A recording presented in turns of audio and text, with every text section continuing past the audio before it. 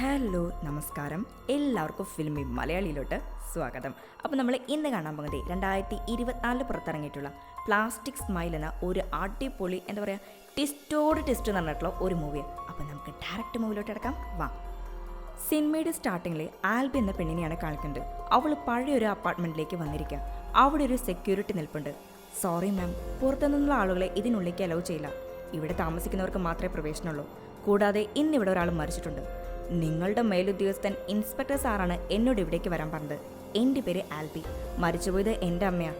അയ്യോ sorry ma'am, നിങ്ങൾ അകത്തേക്ക് കടന്നോളൂ, പക്ഷെ വേഗം തന്നെ തിരിച്ചിറങ്ങണം. ഇവർ രണ്ടാളും സംസാരിച്ച് നിൽക്കുന്നതിൻ്റെ ഇടയ്ക്ക് ആ അപ്പാർട്ട്മെൻറ്റിൻ്റെ മുകളിലെ ഒരു മുറിയിലെ ജനൽ വഴി ആരും എത്തി നോക്കുന്ന പോലെ ഇവൾക്ക് ഫീൽ ചെയ്യും. എന്താ സംഭവം എന്നറിയില്ല. നമ്മുടെ ആൽബിയും ആ ജനൽ ശ്രദ്ധിക്കും, പക്ഷെ അവിടെ ഒന്നും ഉണ്ടാകില്ല. ഓഫീസർ, നിങ്ങൾക്ക് എന്തെങ്കിലും സാധനങ്ങൾ അവിടെ നിന്ന് എടുക്കാനുണ്ടെങ്കിൽ എടുത്തു എന്ന് പറയും. അങ്ങനെ ആൽബി അകത്തേക്ക് പ്രവേശിക്കും. അപ്പാർട്ട്മെൻറ്റ് നിറയെ വീടുകളുണ്ട്. ഇവളുടെ അമ്മ സെക്കൻഡ് ഫ്ലോറിലാണ് താമസിച്ചിരുന്നത്. അങ്ങനെ സ്റ്റെപ്പ് കയറി അമ്മ താമസിച്ചിരുന്ന വീട്ടിലേക്ക് എൻട്രി അടിക്കും. ഇത് വീടാണോ അത് വേസ്റ്റ് തട്ടുന്ന സ്ഥലമാണോ എന്നൊന്നറിയില്ല. അതുപോലെയുണ്ട് അമ്മയുടെ വീട്.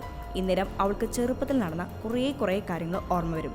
ചെറുപ്പത്തിൽ അവൾ വീട്ടിലേക്ക് വരുമ്പോൾ ഇതുപോലെ നിറയെ ചപ്പ് ചവറ് അവിടെ ഇവിടെയും കിടക്കുന്നുണ്ട്. ഇന്നേരം ഇവളുടെ അച്ഛൻ അവൻ മയക്കുമരുന്ന് അഡിക്റ്റാണ്. ഇവൾ വരുന്നതും കണ്ട് ഹായ് ആൽബി, നീ വന്നോ എന്ന് കേൾക്കും. എന്നാൽ അവൾ അച്ഛനെ മൈൻഡ് ചെയ്യാതെ അങ്ങനെ തന്നെ മുറിയിലേക്ക് നടക്കും. അവിടെ സീൻ കട്ട് ചെയ്താൽ പ്രസന്റിലെ ആൽബി വീട് മുഴുവൻ ചുറ്റി നടന്ന് കാണാൻ തുടങ്ങി. ഇപ്പോൾ വീണ്ടും നമ്മൾ ആൽബിയുടെ കുട്ടിക്കാലത്തേക്കാണ് പോകുന്നത്. ആൽബി അവളുടെ അമ്മയുടെ മുറിയിലേക്ക് ചെല്ലും. അമ്മ ഒരു അന്തവും കുന്തവും ഇല്ലാതെ കിടപ്പുണ്ട്. അതായത് ഇവളുടെ അമ്മയും മയക്കുമരുന്നിന് അടിമയാണ്. സത്യത്തിൽ ഇവളുടെ അമ്മയും അപ്പനും മയക്കുമരുന്നിന് അഡിക്റ്റാണ്. ഒരു കുഞ്ഞുണ്ടെന്ന് പോലും ചിന്തിക്കാതെ തോന്നിയ പോലെയാണ് അവരുടെ ജീവിതം. പാവം നമ്മുടെ ആൽബി. പ്രസന്റിൽ ഇതെല്ലാം ഓർത്ത് ആൽബി ഒരുപാട് സങ്കടപ്പെടും. അമ്മയെ മരിച്ചിട്ട് ഹോസ്പിറ്റലിൽ നിന്ന് ഇതുവരെ കൊണ്ടുവന്നിട്ടില്ല. അമ്മ കിടന്ന ബെഡ് കണ്ട് അവൾക്ക് പിന്നെയും പഴയ കാര്യങ്ങൾ ഓർമ്മ വരും. ചെറുപ്പത്തിൽ രാത്രി വിശന്ന് ഫ്രിഡ്ജ് തുറന്നു നോക്കുമ്പോൾ കഴിക്കാൻ പാകത്തിന് ഒന്നും അതിലുണ്ടായിരിക്കില്ല. കാരണം അതൊന്നും നോക്കാനുള്ള നേരം അവളുടെ അപ്പനമ്മയ്ക്കും പലപ്പോഴും ഉണ്ടാകാറില്ല. ഇപ്പോൾ നമ്മുടെ വലിയ ആൽബി വേദന നിറഞ്ഞ ഓർമ്മയിൽ ഫ്രിഡ്ജ് തുറന്നു നോക്കും. ശേഷം കിച്ചണിലെ ഓരോരോ ഡ്രോ തുറന്നു നോക്കുമ്പോൾ സ്പൂണിൽ കിടക്കാനിടയിൽ ഒരു പഴയൊരു കാസറ്റ് കാണും. അതിൽ ഫാമിലി ഡിന്നർ എന്ന് എഴുതിയിട്ടുണ്ട്. ആ കാസറ്റ് അങ്ങനെ എടുത്ത് അവൾ നോക്കുന്നേരം വീണ്ടും നമ്മൾ പാസ്റ്റിലേക്കാണ് പോകുന്നത്. ആൽബിയുടെ അപ്പനും അമ്മയും ഓൾറെഡി ബോധവും വെളിവില്ലാത്തവരാണല്ലോ. അതുകൊണ്ട് തിന്നാനും കുടിക്കാനും ഒന്നും ഇവൾക്കൊന്നും മര്യാദയ്ക്ക് കിട്ടാറില്ല. അവസാനം പാവം ആൽബി ഫ്രിഡ്ജിലെ പഴയ ഫുഡ് ഐറ്റംസ് ഒക്കെ എടുത്തു കൊണ്ടുവന്ന് ടേബിളിൽ കൊണ്ടുപോയി വെക്കും. അന്ന് ഫുഡ് കഴിക്കാനായി അവളെ കൊണ്ട് പറ്റാവുന്ന രീതിയിൽ ടേബിൾ റെഡിയാക്കി ഒരുക്കി വെച്ചിട്ടുണ്ട്. ഡിന്നർ കഴിക്കാനായിട്ട് ആൽബിയുടെ കൂടെയുള്ളത് അവളുടെ സ്വന്തം പാവക്കുട്ടി ബെറ്റ്സിയാണ്. ഇവൾക്ക് ഈ വീട്ടിലുള്ള ആകെ കൂടിയുള്ള സന്തോഷം എന്ന് പറയുന്നത് ഈ ബെറ്റ്സിയാണ്. ബെറ്റ്സി, നിനക്ക് ഫുഡെല്ലാം ഒരുക്കി ടേബിളിൽ വെച്ചിട്ടുണ്ട്.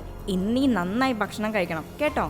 സത്യത്തിൽ ഇതൊരു പാവയാണെന്ന കാര്യം മറന്ന് പാവക്കുട്ടിയോട് സംസാരിക്കുന്ന ആൽബി അത്രയധികം ഇവൾക്ക് അപ്പനും അമ്മയും കാരണം മെൻ്റലി എഫക്റ്റ് ആയിട്ടുണ്ട്. അങ്ങനെ ബെറ്റ്സിയും ആൽബിയും ഡിന്നർ കഴിക്കാൻ ഇരിക്കുന്ന നേരം അവിടേക്ക് അമ്മ വരും. ആൽബി, നീ ബെറ്റ്സിയുടെ കൂടെ ഇരുന്ന് ഭക്ഷണം കഴിക്കാൻ പോകാണോ? ഞാനുണ്ട് നിങ്ങളുടെ കൂടെ ഡിന്നർ കഴിക്കാൻ, വാ നമുക്ക് ഒരുമിച്ച് എൻജോയ് ചെയ്യാം.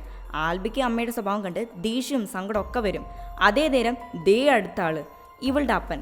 അവനും എന്തൊക്കെയോ വലിച്ചു കയറ്റി ഒരു ക്യാമറയും പിടിച്ച് ഗൈസ് നിങ്ങളെല്ലാവരും ഫുഡ് കഴിക്കുന്നത് ഞാൻ വീഡിയോ എടുക്കാമെന്നും പറഞ്ഞ് വീഡിയോ എടുക്കാൻ സ്റ്റാർട്ട് ചെയ്യും.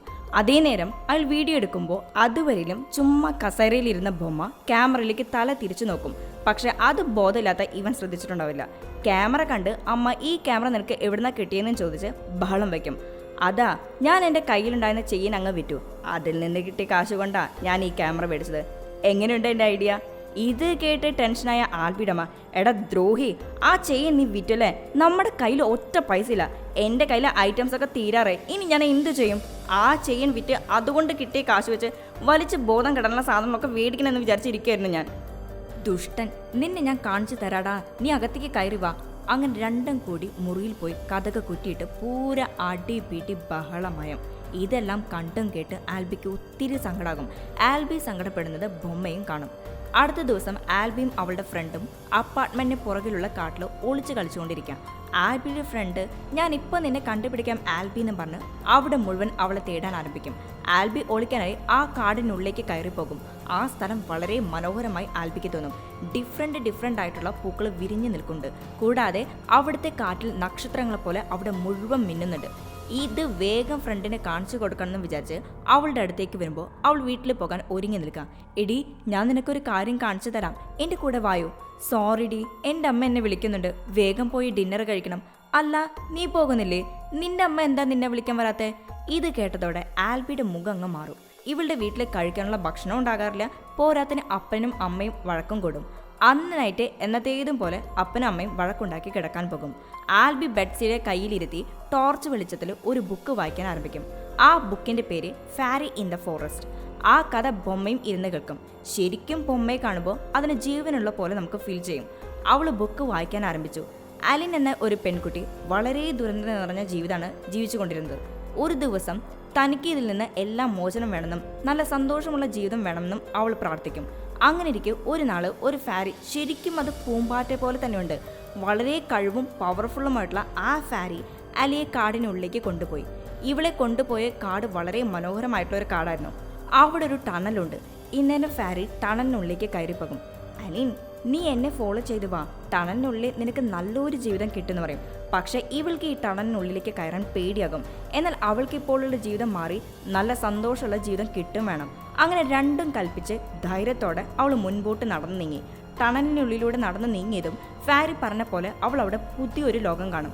അവിടെ അലിൻ വളരെ സന്തോഷത്തോടെ ജീവിക്കാൻ തുടങ്ങി. ഈ കഥ ആൽബി ബൊമ്മയുടെ അടുത്ത് പറഞ്ഞു തീരുമ്പോഴേക്കും ഇവളുടെ മനസ്സിലും അതുപോലൊരു ഉണ്ടായിരുന്നെങ്കിൽ എന്ന് ഫീൽ ചെയ്യും. ഇതെല്ലാം ആ ബൊമ്മയും കേൾക്കും. കേൾക്കുക മാത്രമല്ല, കണ്ണടച്ച് കാണിക്കുകയും ചെയ്യും. അതിൻ്റെ അർത്ഥം എന്താ? ഈ ബൊമ്മ ഒരു സാധാരണ ബൊമ്മയല്ല, ഇതൊരു യക്ഷി ബൊമ്മയാണ്. അടുത്ത ദിവസം ആൽബിയും അവളുടെ ഫ്രണ്ടും കളിച്ചു നിൽക്കുന്നതിനിടയിൽ നിനക്ക് ഞാൻ അന്ന് പറഞ്ഞ സ്ഥലം കാണിച്ചു തരാമെന്ന് പറഞ്ഞ് ആൽബി അവളെയും കൂട്ടി കാടിനുള്ളിലേക്ക് നടക്കും. ഇവൾ മുൻപ് കണ്ട സ്ഥലത്തേക്ക് എത്തണമെങ്കിൽ ചെറിയൊരു അരുവിയുണ്ട്, അത് കടക്കണം. അരുവി കണ്ടതും ആൽബിയുടെ ഫ്രണ്ട്, ഞാനില്ല ആൽബി, എൻ്റെ അമ്മ ഈ അരുവി കടന്ന് കളിക്കാൻ പോകരുതെന്ന് പറഞ്ഞിട്ടുണ്ട് എന്ന് പറയും. എടി, നീ വന്നാൽ ഞാൻ ആ സ്ഥലം കാണിച്ചു തരാം, വാ നമുക്ക് പോവാം. വേണ്ട വേണ്ട ആൽബി, എൻ്റെ അമ്മ വഴക്ക് പറയും, സോറി ഞാനില്ല എന്നും പറഞ്ഞ് അവൾ ഓടിപ്പോകും. അവൾ പോയെങ്കിലും ആൽബി പിന്തിരിയില്ല. അവൾ അരുവി കടന്ന് നടക്കാൻ ആരംഭിച്ചു. ആ സ്ഥലം മുഴുവൻ വെട്ടിത്തിളങ്ങുന്നുണ്ട്. പല തരത്തിലുള്ള പൂക്കൾ അവിടെ നിറഞ്ഞു നിൽക്കുക. അതേസമയം ഇവളുടെ കൺമുൻപിലൂടെ ആ പുസ്തകത്തിൽ കണ്ട പോലെ പച്ച കളറിലുള്ള പൂമ്പാറ്റ പറന്ന് പറന്നു പോകും. ഇത് ഫെയറി ആയിരിക്കുമെന്ന് വിചാരിച്ച് അവൾ ആ പൂമ്പാറ്റയെ ഫോളോ ചെയ്ത് നടന്നു പോകും. അങ്ങനെ അവൾ ചെന്ന് എത്തിപ്പെട്ടത് കാടിന്റെ നടുവിലുള്ള ടണലിനവിടെയാ. ഇതോടെ അവൾക്ക് ഒരു കാര്യം പിടികിട്ടും, ആ കഥയിൽ പറഞ്ഞതെല്ലാം സത്യമാണെന്ന്. ടണൽ കണ്ടയുടനെ സന്തോഷമാകും അവൾക്ക്. എന്നാൽ അന്ന് അവൾ അതിനുള്ളിൽ കയറില്ല. തിരിച്ച് അവൾ വീട്ടിലേക്ക് പോയി. എത്തിയ പാടെ ടോർച്ച് അടിച്ച് അവൾ ബൊമ്മയെ തേടും. ഇതേ സമയം എന്തോന്ന് ഇളകുന്ന പോലെ അവൾക്ക് തോന്നും.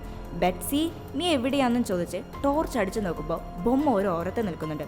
ഉടനെ ആൽബി ബെറ്റ്സിയുടെ അടുത്ത് പോയി, ബെറ്റ്സി, ഞാൻ നിന്നോട് ഒരു രഹസ്യം പറയാം, നീ അത് ആരോടും പറയരുതെന്ന് പറയും. നമ്മൾ ഇന്നലെ വായിച്ച കഥയിലെ സംഭവം എല്ലാം ശരിക്കുള്ളതാ. ആ ടണൽ ഞാൻ നമ്മുടെ കാടിനുള്ളിൽ കണ്ടു. ടണലിൻ്റെ ഉള്ളിലേക്ക് കടന്നാൽ നമ്മുടെ ജീവിതം തന്നെ മാറി മറിയും. നീ ഇത് ആരോടും പറയരുത്. ഇന്നേരം ബൊമ്മ വിരൽ ചുണ്ടത്ത് വെച്ച് ഞാൻ ആരോടും ഈ രഹസ്യം പറയില്ല എന്ന സൈൻ കാണിക്കും. അമാനുഷികമായ ഈ ബൊമ്മ നമ്മുടെ ആൽബിയായിട്ട് മാത്രമാണ് കൂട്ടുകൂടുന്നത്. അന്ന് നൈറ്റ് ആൽബിയും അവളുടെ ബൊമ്മയും ഉറങ്ങാൻ കിടന്നു. ഇവരുടെ ഫേവറേറ്റ് ബുക്ക് അതിവരുടെ മുൻപിൽ തന്നെ വെച്ചിട്ടുണ്ട്. ഇപ്പോൾ പെട്ടെന്ന് വാതിൽ തുറന്ന് അവളുടെ അമ്മ പുറത്തു വന്നു. ശബ്ദം കേട്ട് ആൽബി എഴുന്നേൽക്കും, പിന്നാലെ ബൊമ്മയും. ഇവർ രണ്ടാളും അമ്മ എന്താ ചെയ്യാൻ പോകുന്നെന്ന് ഉറ്റുനോക്കും. വന്ന പാടെ അമ്മ, യോ എനിക്ക് വലിക്കാനൊന്നുമില്ലല്ലോ, എനിക്ക് എങ്ങനെയെങ്കിലും ബോധം പോയി നല്ല പോലെ ഉറങ്ങണം, എനിക്ക് ഡ്രഗ്സ് വേണമെന്ന് പറഞ്ഞ് ആൽബിയെ നോക്കും. ഈ നേരം അവളുടെ മുൻപിലിരിക്കുന്ന ബുക്ക് അമ്മ ശ്രദ്ധിക്കും.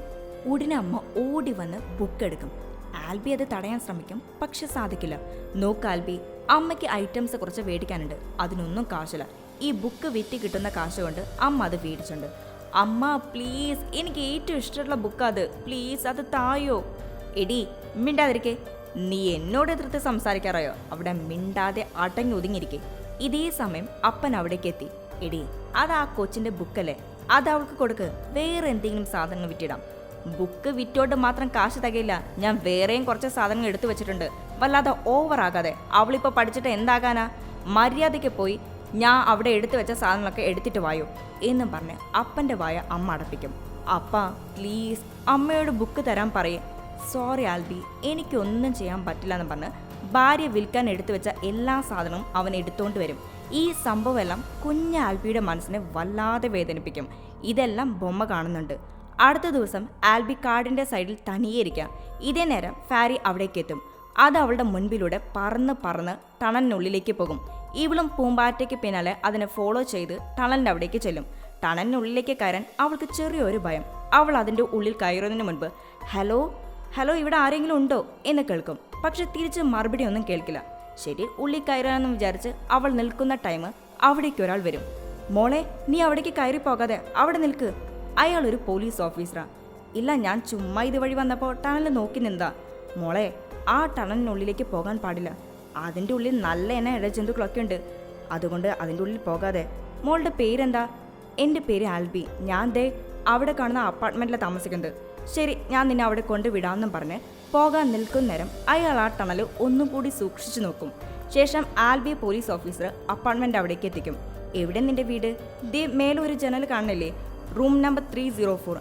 അതാണെന്നും പറഞ്ഞ് ജനലിലോട്ട് നോക്കിയാൽ അവിടെ ബൊമ്മ ഇവർ രണ്ടുപേരും സംസാരിച്ച് നിൽക്കുന്നത് നോക്കി നിൽക്കുക. അത് കണ്ട് ആൽബി അയ്യോ ഞാൻ ബെറ്റ്സിയെ മറന്നുപോയി, ബെറ്റ്സി എന്നും വിളിച്ച് പോലീസ് ഓഫീസർക്ക് താങ്ക്സും പറഞ്ഞ് അവിടുന്ന് വീട്ടിലേക്ക് ഓടിപ്പോയി. വീടിനകത്ത് കയറി ജനലിൻ്റെ അവിടെ ചെന്ന് നോക്കിയാൽ അവിടെ ബൊമ്മയില്ല. ഇപ്പോൾ അതുവഴി അവൾ താഴേക്ക് എത്തി നോക്കും. പോലീസ് ഓഫീസർ അവിടെ തന്നെ നിൽപ്പുണ്ട്. അയാൾക്ക് ആൽബിയും ആൽബിയുടെ വീട്ടുകാരുടെ മീതെ കുറച്ച് ഡൗട്ട്സ് ഉണ്ട്. അതുകൊണ്ട് മറ്റു പോലീസുകാരെ വിളിച്ച് കാര്യങ്ങൾ പറയാം. നമ്മുടെ ബെറ്റ്സി ജനലിനരികിലുള്ള ചെയറിലിരിക്കുന്നുണ്ട്. ഇപ്പോൾ ആൽബി ബൊമ്മയുടെ അടുത്തോട്ട് തിരിഞ്ഞ് സോറി ബെറ്റ്സി, ഞാൻ നിന്നെ കൂട്ടാതെ ടണലിനുള്ളിൽ കയറി രക്ഷപ്പെടാൻ നോക്കി. ഞാൻ നിന്നെപ്പറ്റി ചിന്തിച്ചത് പോലുമില്ല. സോറി. നീയും എന്നെ പോലെ ഇവിടെ ഒത്തിരി വിഷമിക്കുന്നുണ്ടെന്ന കാര്യം എനിക്കറിയാം. ഞാൻ രക്ഷപ്പെട്ടില്ലെങ്കിലും സാരമില്ല, നിന്നെ ഞാൻ രക്ഷപ്പെടുത്തും. ഇന്നേരം നമുക്ക് ഒരു സീൻ കാണിച്ചു തരുന്നുണ്ട്. അതായത് ബൊമ്മ ടണലിൻ്റെ ഫ്രണ്ടിൽ സന്തോഷത്തോടെ ഇരിക്കുന്നത്. ആൽബി ബെറ്റ്സിയെ എടുത്ത് കെട്ടിപ്പിടിക്കും. അന്ന് രാത്രി ഇവരുടെ അപ്പാർട്ട്മെന്റ് ഫ്രണ്ടിൽ പോലീസുകാർ വന്ന കാര്യം ആൽബിക്ക് മനസ്സിലാകും. അവർ വന്നതിന്റെ ഉദ്ദേശം ആൽബിക്ക് പിടികിട്ടും. ഇവളുടെ അപ്പനും അമ്മയും മയക്കുമരുന്നിന് അടിമകളല്ലേ, അതുകൊണ്ട് പോലീസുകാരെ അവരെ പിടിച്ചിട്ടുണ്ടായിരിക്കുന്നത് ഇവൾക്ക് 100% ഉറപ്പാണ്. കൂടാതെ തന്നെ ഇനി ഇവിടെ താമസിക്കാൻ സമ്മതിക്കില്ലെന്നും തന്നെയും പോലീസുകാർ ഇവിടുന്ന് കൂട്ടിക്കൊണ്ടുപോകുമെന്നും അവൾക്കറിയായിരുന്നു. അതുകൊണ്ട് ബെറ്റ്സിയെങ്കിലും രക്ഷപ്പെടുത്തണമെന്നും വിചാരിച്ച് ബൊമ്മയെ ഒരു കുട്ടയ്ക്കുള്ളിൽ വെച്ച് അവിടുന്ന് വേഗം ഓടും. ഇവിടെ ആൽബിയുടെ അപ്പനെയും അമ്മയും പോലീസ് പിടിച്ചു വെച്ചിട്ടുണ്ട്. ആൽബി ഓടുന്നത് കണ്ട് ആൽബി ഓടല്ലേ ഓടലെന്ന് അവളുടെ അപ്പനും അമ്മയും പറയും. ഇത് കേട്ട് പോലീസ് ആൽബി പിടിക്കാൻ അവളുടെ പിന്നാലെ ഓടി വരും. ആൽബി വേഗം ഓടി കാടിൻ്റെ നടുവിലുള്ള ടണലിൻ്റെ ഫ്രണ്ടിലെത്തും. ബെറ്റ്സി, നീ ഒരു സാധാരണ ബൊമ്മയില്ലെന്ന് എനിക്കറിയാം. ബെറ്റ്സി, നീയെങ്കിലും സന്തോഷമായിട്ട് ജീവിക്കേ. അതിനാ ഞാൻ ഇത്രയും കഷ്ടപ്പെട്ടെ. Bye Betsy, I love you. ഇത്രയും പറഞ്ഞ് ആ ടണലിനുള്ളിലൂടെ വെള്ളം ഒഴുകുന്നുണ്ട്. അതിലേക്ക് കുട്ടോടക്കനെ ബെറ്റ്സിയെ വെക്കും. അങ്ങനെ വെള്ളത്തിൻ്റെ ഒഴുക്കിൽ ടണലിനുള്ളിലേക്ക് ബെറ്റ്സി മറഞ്ഞു പോകും. ആൽബിയും ബൊമ്മ പോകുന്നത് കണ്ടു ഒത്തിരി സന്തോഷിക്കും. ഇതേ സമയം അവിടേക്ക് പോലീസുകാരെത്തി ആൽബി കൂട്ടിക്കൊണ്ടുപോകും. അപ്പനും അമ്മയും മയക്കുമരുന്നിന് അടിമകളായതുകൊണ്ട് ഗവൺമെൻറ് അവളെ ഏറ്റെടുത്ത് അവളെ പഠിപ്പിച്ചു. അങ്ങനെ ആൽബി പഠിച്ച് നല്ല മിടുക്കിയായിട്ട് വളർന്നു. പിന്നീട് അവൾ അമ്മ മരിച്ച വിവരം അറിഞ്ഞാണ് തിരിച്ച് ഇങ്ങോട്ട് വരുന്നത്. ഈ സീനാണ് നമ്മൾ സിനിമയുടെ സ്റ്റാർട്ടിങ്ങിൽ കണ്ടത്. ഇപ്പോൾ പ്രസൻറ്റിലെ ആൽബി ഫാമിലി ഡിന്നർ കാസറ്റ് പിടിച്ചു നിൽക്കുമ്പോൾ അവൾക്ക് അവളുടെ ബെറ്റ്സിയെ ഓർമ്മ വരും. ആ ബൊമ്മയോർത്ത് അവൾ സങ്കടപ്പെടും. ശേഷം കാസറ്റ് പ്ലേ ചെയ്യും. അതിൽ ആൽബി ഡിന്നർ കഴിക്കാൻ ടേബിൾ സെറ്റ് ചെയ്ത് ഇരിക്കുന്നുണ്ട്. തൊട്ടപ്പുറത്ത് അമ്മയും ഇരിക്കുന്നുണ്ട്. ഇനിയാണ് ഇടിവെട്ട് ട്വിസ്റ്റിലോട്ട് നമ്മൾ കടക്കാൻ പോകുന്നത്. ഇപ്പോൾ ക്യാമറ ഇപ്പുറത്തെ സൈഡിലോട്ട് തിരിച്ചാൽ അവിടെ ഇരിക്കുന്ന ആള് ബൊമ്മയൊന്നല്ല, അത് ആൽബിയുടെ കുഞ്ഞനുജത്തി ബെറ്റ്സിയാണ്. അത് കണ്ട് ആൽബിക്ക് ഷോക്കാകും. എന്തെവിടെ ഒരു കുഞ്ഞിരിക്കുന്നത്? അതേതാ കുഞ്ഞ്? അപ്പം എൻ്റെ ബൊമ്മ എവിടെ പോയി? അതായത് ശരിക്കും ഇത്രയും നേരം നമ്മൾ കണ്ടത് അത് ബൊമ്മയായിരുന്നില്ല, ആൽബിയുടെ അനുജത്തി ബെറ്റ്സിയാണ്. ആൽബിക്ക് അവളുടെ അപ്പനും അമ്മയും കാരണം മൈൻഡ് കൊളാപ്സായി ആ കുഞ്ഞിനെ ബൊമ്മയെ കണ്ണിൽ കാണാൻ തുടങ്ങി. ചെറുപ്പത്തിൽ അവൾ ടണലിനുള്ളിലേക്ക് ഒഴുക്കി വിട്ടത് അവളുടെ സ്വന്തം അനുജത്തിയായിരുന്നു. ബൊമ്മ ഇളകുന്ന പോലെ സ്റ്റാർട്ടിങ്ങിൽ ഒരു സീൻ ഉണ്ടായിരുന്നില്ലേ, അത് ശരിക്കും ഈ കുഞ്ഞിളകിയതാ. ഇവളുടെ പോയിന്റ് ഓഫ് വ്യൂവിൽ സിനിമ കണ്ടതുകൊണ്ടാണ് ആ കുഞ്ഞിനെ നമുക്കും ബൊമ്മയായിട്ട് ഫീൽ ചെയ്തത്. സത്യത്തിൽ അന്ന് അവൾ ടണലിലേക്ക് കുഞ്ഞ് ഒഴുക്കി വിട്ടതോടെ ആ കുഞ്ഞ് മരിച്ചുപോയി. ഇതൊന്നും ആൽബിക്കറിയില്ല. അവളുടെ മാനസികാവസ്ഥയും സിറ്റുവേഷനും മനസ്സിലാക്കി പോലീസ് അവളെ പാരൻസിൽ നിന്ന് മാറ്റി മറ്റൊരിടത്ത് താമസിപ്പിച്ച് പഠിപ്പിച്ചു. ഇപ്പോൾ ഈ വീഡിയോ കണ്ടപ്പോഴാണ് ഈ സത്യങ്ങളെല്ലാം ആൽബിക്ക് മനസ്സിലായത്, കൂട്ടത്തിൽ നമുക്കും. ഇതെല്ലാം കണ്ട് സങ്കടപ്പെട്ട് നിൽക്കുന്ന ആൽബിയെ കാണിച്ച് ഈ സിനിമ ഇവിടെ അവസാനിക്കും. ഞാനും എൻ്റെ കഥ ഇവിടെ അവസാനിപ്പിക്കണം. ബായ്.